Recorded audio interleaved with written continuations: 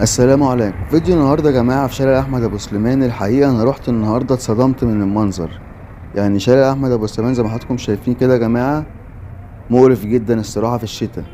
الشارع كله متكسر. ولو تفتكروا يا جماعه حضراتكم من حوالي سنه كده صورت لحضراتكم وهما بيعملوا الصرف الصحي ويرفعوا منظومه الصرف الصحي وكده وقلت لحضراتكم المفروض يتم السفلته، ولا شفنا سفلته ولا شفنا غيره يا جماعه.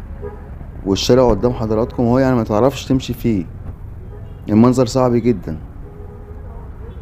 فيا ريت يا جماعة، يعني أنا بناشد السادة المسؤولين يتم هنا الرصف والسفلتة.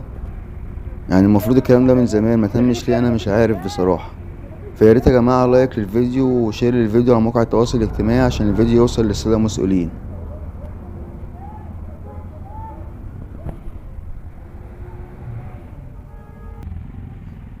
فنتمنى هنا يا جماعة يتم السفلتة ويتم الرصف عشان الشارع ده زي ما حضراتكم شايفين كده بايظ خالص. وأنا كده يا جماعة يعني بصور في دنا، ومن دنا هختم الفيديو عند شارع 20. تمام، عشان حضراتكم تبقوا عارفين احنا فين بالظبط.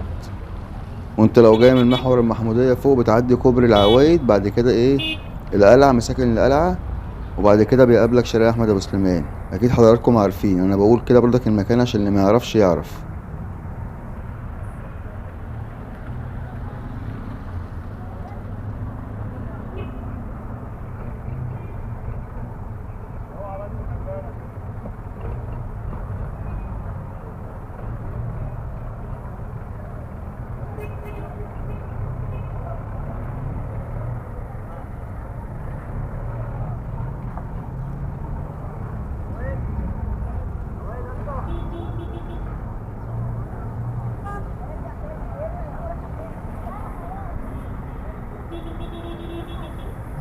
وانا بطلب من حضراتكم يا جماعه يعني يا ريت اللايك، عشان اللايك بيرفع الفيديو يا جماعه. لو حضرتك مش مشترك في القناه اشترك في القناه وتفعل جرس الكل عشان يوصلك كل جديد ان شاء الله.